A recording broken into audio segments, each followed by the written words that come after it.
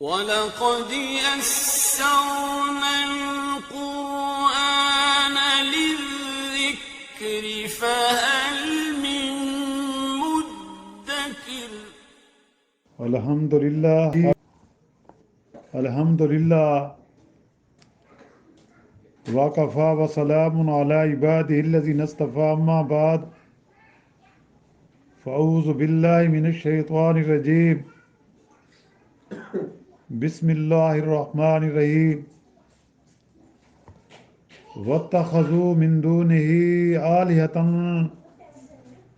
لَا يَخْلُقُونَ شَيْئًا وَهُمْ يُخْلَقُونَ وَلَا يَمْلِكُونَ لِأَنفُسِهِمْ ضَرًّا وَلَا نَفْعًا وَلَا يَمْلِكُونَ مَوْتًا وَلَا حَيَاةً وَلَا نُشُورًا۔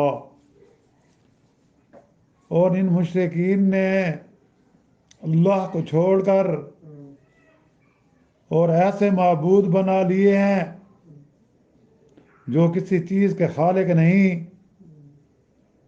بلکہ وہ خود مخلوق ہیں اور خود اپنے لیے نہ کسی نقصان کا اختیار رکھتے ہیں اور نہ کسی نفع کا اور نہ کسی کے مرنے کا اختیار رکھتے ہیں نہ کسی کے جینے کا اور نہ کسی کو قیامت میں دوبارہ جلانے کا۔ وَقَالَ الَّذِينَ كَفَرُوا إِنْ هَذَا إِلَّا إِفْكٌ افْتَرَاهُ وَأَعَانَهُ عَلَيْهِ قَوْمٌ آخَرُونَ فَقَدْ جَاءُوا ظُلْمًا وَزُورًا۔ اور کافر یعنی مشرک لوگ قرآن کے بارے میں یوں کہتے ہیں کہ یہ تو کچھ بھی نہیں، یہ نرا جھوٹ ہے جس کو ایک شخص یعنی پیغمبر نے گھڑ لیا ہے اور دوسرے لوگوں نے اس من گھڑت میں اس کی امداد کی ہے، سو یہ لوگ بڑے ظلم اور جھوٹ کے مرتکب ہوئے۔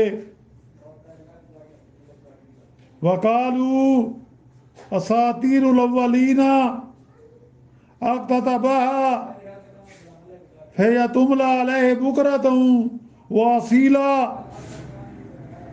اور یوں کہتے ہیں کہ یہ قرآن بے سند باتیں ہیں جو اگلوں سے منقول ہوتی چلی آتی ہیں، جن کو اس شخص یعنی پیغمبر نے لکھوا لیا ہے، اور پھر وہی مضامین اس کو صبح و شام پڑھ کر سنائے جاتے ہیں۔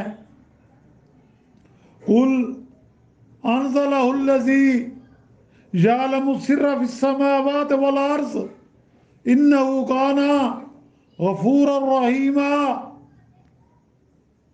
آپ صلی اللہ علیہ وسلم اس کے جواب میں کہہ دیجئے اس قرآن کو تو اس ذات نے اتارا ہے جس کو سب چھپی باتوں کو خواہ وہ آسمانوں میں ہو یا زمین میں خبر ہے۔ واقعی اللہ تعالی غفور الرحیم ہے۔ سبحان ربک رب العزت عما یصفون وسلام علی المرسلین والحمد للہ رب العالمین۔ اللہم صلی علی سیدنا محمد وعلی آلہ وصحبہ وسلم۔ پارہ 18واں۔ یہ سورۃ الفرقان کی آیات نمبر 3، 4، 5 اور 6 کی تلاوت کی گئی ہے اور اس کا ساتھ ترجمہ بھی ہوا ہے۔ جیسا کہ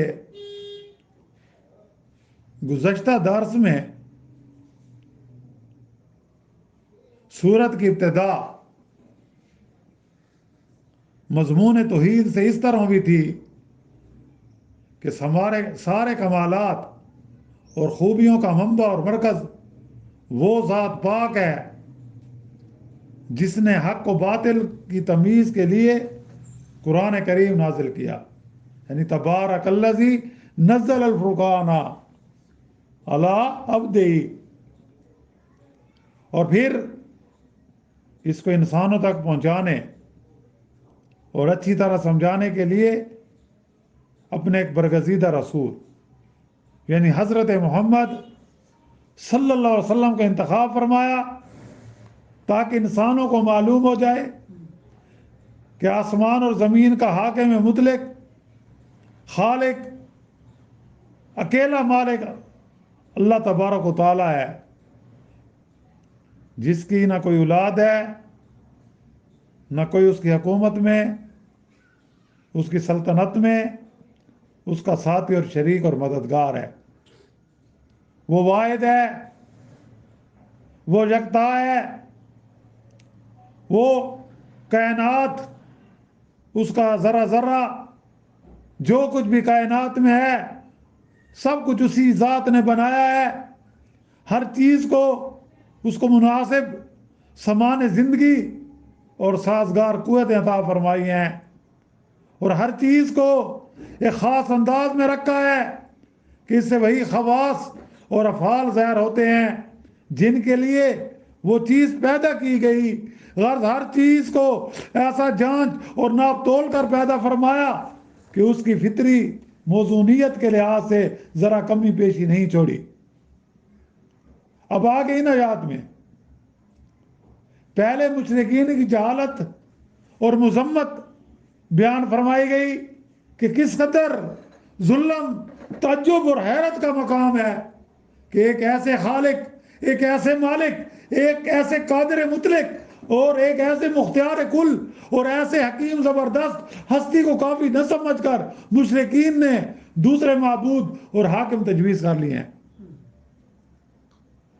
جو گویا اللہ کی حکومت میں اس کے حصے دار ہے، اللہ کی ربوبیت میں اس کے حصہ دار ہیں، اور وہ ایسے مجبور ہے کہ نہ وہ ایک ذرا پیدا کرنے کے اختیار رکھتے ہیں، حالانکہ وہ تو مجبور ہے، وہ تو خود محتاج ہے، وہ تو ایک ذرا بھی پیدا نہیں کر سکتے. نہ مارنا نہ جلانا ان کے قبضے میں ہے، نہ اپنے مستقل اختیار سے کسی کو کسی ادنا سے ادنا کسی کو وہ نفع بھی نہیں پہنچا سکتے اور نہ کسی کو نقصان پہنچا سکتے ہیں، بلکہ خود اپنی ذات کے لیے بھی وہ ذرا برابر فائدہ حاصل کرنے اور نقصان سے محفوظ رہنے کی قدرت بھی نہیں رکھتے. ان کے پاس تو کچھ اختیار نہیں، وہ بے اختیار ہیں. وہ کیا ہیں؟ بے اختیار ہیں. ایسی عاجز اور مجبور ہستیوں کو اللہ کا شریک ٹھہرانا کس قدر کا عقل اور بے حیائی ہے. مشرکین کی یہ جہالت و ضلالت تو ذات خداوندی کی نسبت تھی. اب آگے دوسری جہالت بیان فرمائی جو ذات رسول اللہ صلی اللہ علیہ وسلم کی نسبت ہے، کہ یہ مشرکین کہتے ہیں کہ یہ سب کہنے کی باتیں ہیں، یہ قرآن اللہ کی کتاب ہے، معاذ اللہ، یہ تو محمد رسول اللہ صلی اللہ علیہ وسلم نے اوروں کی مدد سے یوں ہی جھوٹ موٹ گاڑ لیا ہے اور اس کو خدا کی طرح منسوب کر دیا ہے. پھر ان کے ساتھ ہی لگے اس کی اشاعت کرنے، معاذ اللہ. اللہ تعالیٰ کی طرف سے مشرکین کے ان اقوال کا جواب دیا گیا کہ اس سے بڑھ کر ظلم اور جھوٹ کیا ہوگا کہ ایسے کلام، ایسا معجزہ الہی، ایسی کتاب حکمت جس کی عظمت و صداقت آفتاب سے زیادہ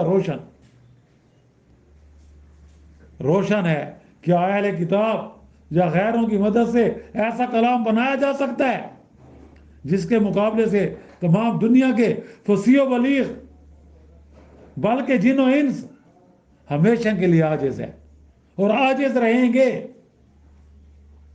مشرکین یہ بھی کہتے ہیں کہ معاذ اللہ محمد صلی اللہ علیہ وسلم نے اہل کتاب سے کچھ پرانے زمانے کے قصے کہانیاں سن کر لکھ رکھی ہیں یا کسی سے لکھوا رکھی ہیں، وہی شب و روز پڑھی اور رٹی جاتی ہیں۔ مشرکین کا یہ بھی کھلا ہوا جھوٹ اور بہتان تھا، اس لیے کہ صرف اہل مکہ ہی نہیں بلکہ تمام اہل عرب جانتے تھے کہ رسول اللہ صلی اللہ علیہ وسلم نبی امی تھے، آپ ان پڑھ تھے، آپ نے کسی مکتب میں نہیں گئے تھے، کسی کے پاس پڑھنے نہیں گئے تھے، آپ نے کبھی نہ کسی سے لکھنا سیکھا نہ پڑھنا سیکھا۔ نبوت سے قبل 40 سال کی آپ کی زندگی مبارک آپ نے کہاں گزاری؟ اہل مکہ میں گزاری، وہ بھی اس طرح کہ اتنی مدت میں ایک واقعہ بھی، آپ کی زندگی کا ایک لمحہ بھی ایسا نہ تھا جو کہ انگلی اٹھا سکے۔ ایک ایک وصف آپ کا وہ تھا جس پر اہل مکہ شہدا تھے اور شک کرتے تھے کہ آپ کی عام مقبولیت اور محبوبیت اور صداقت، آپ کی دیانت، آپ کی امانت، آپ کی بلند اخلاقی، آپ کی خوش معاملگی اتنی بڑی ہوئی تھی کہ آپ کو امین کے پیارے لقب سے پکارتے تھے۔ جہاں سے گزرتے تو کیا کہتے؟ صادق جا رہے ہیں، امین جا رہے ہیں۔ اور جب آپ رسالت سے سرفراز ہوئے، وہی آسمانی کے امین بنائے گئے، تو کفار مکہ صرف باپ دادوں کی روش کو پامال ہوتے ہوئے دیکھ کر آپ کی عیب جوئی کرنے لگے۔ جو کل تک آپ کو صادق اور امین پکارتے تھے، آج وہ آپ کو کبھی جھوٹا کہتے ہیں، کبھی شاعر کہتے ہیں، کبھی شاعر کہتے ہیں، کبھی کاہن کہتے ہیں، کبھی مجنون کہتے ہیں، نعوذ باللہ۔ حیران تھے کہ کس طرح اپنی جاہلانہ روش کو باقی رکھے اور اپنے معبودان باطل کے جھنڈے اونچے نہ ہونے دیں اور ظلمت قد دنیا کو نور سے جگمگانے نہ دیں۔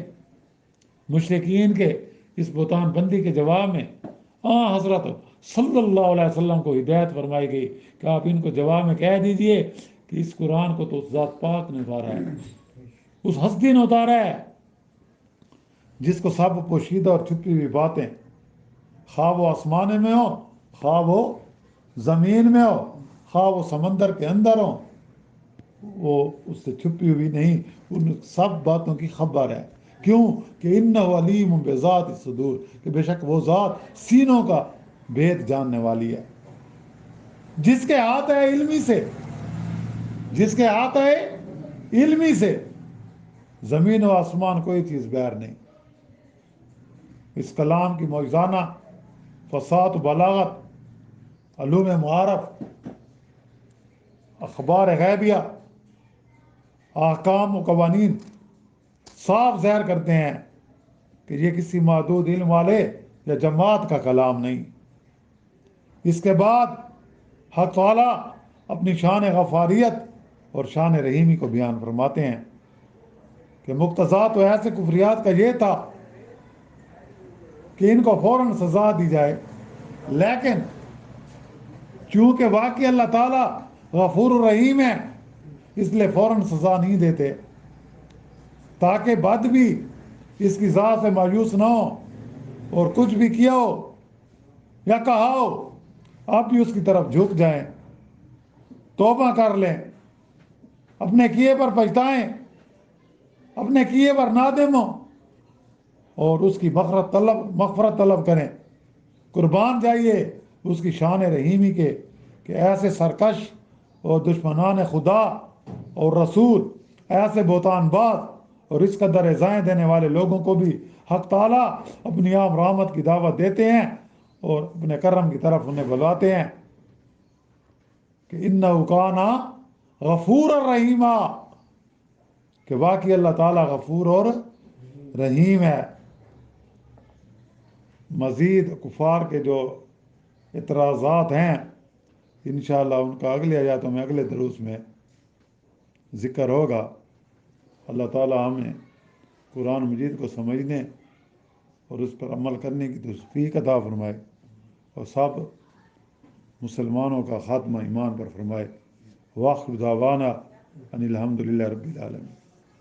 اللہم ربنا آتنا فی الدنیا حسنۃ وفی الآخرۃ حسنۃ وقنا عذاب النار وادخلنا الجنۃ مع الابرار. یا عزیز یا غفار یا رب العالمین. ربنا تقبل منا انک انت السمیع العلیم وتب علینا انک انت التواب الرحیم. صلی اللہ تعالی علی خیر خلق محمد وآلہ وصحبہ اجمعین برحمتک یا ارحم الراحمین.